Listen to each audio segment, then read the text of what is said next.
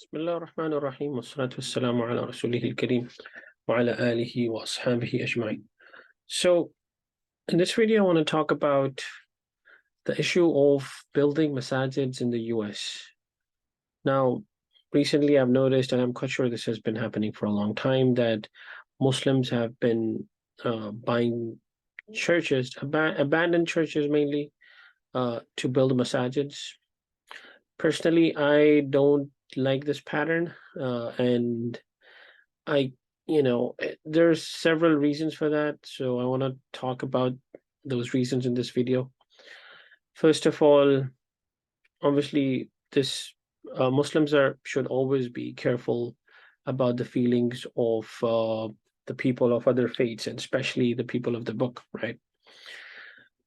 No matter what, the practicing Christians, obviously, they are not going to like the fact that we are buying so many churches and converting them into masajids, right? If you want to look at recent history, right, there's a huge issue going on in India where when Christians, right, sorry, Hindus are getting back in power, the Hindutva movement is becoming powerful. So now they are claiming that a lot of them, the masajids that the Muslims built were actually modified, temples or mandirs, right? So there's a lot of clash going on between the Hindus and the Muslims on this topic, right?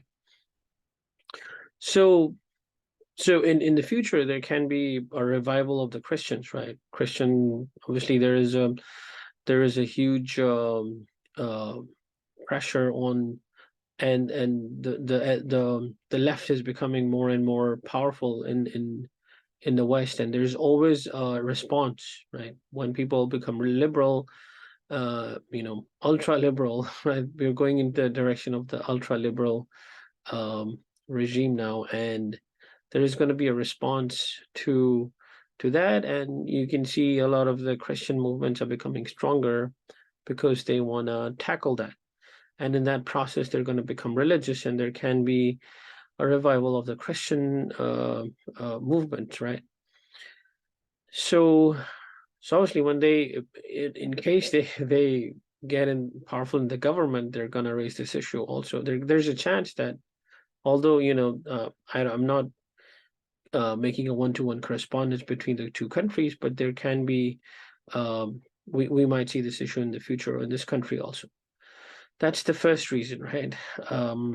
The second reason is that we have our own culture, right? Our masajids, Muslims uh, have built their own, developed their own identity in architecture, right? You go to Muslim countries, beautiful mosques, and the mosques represent our culture, right? So just buying a church and putting a minar on it, sometimes they don't even do that, right? First of all, the minar doesn't look good on a church, but anyways, if even if people do that, for me it's not suitable, right? So it's better to build, if Muslims want to spend money, right? We should do it properly. I know there's a huge problem of funding masajids and funds and all that, and I think if we're overbuilding masajids, it's better to have one built properly in a well-structured manner rather than two that are built by buying churches, right? So abandoned churches. So yeah, I've talked to Muslims about this, and the typical response I get is, they've abandoned those churches. People are no more religious in this country. Um, so we just buy them because they're abandoned.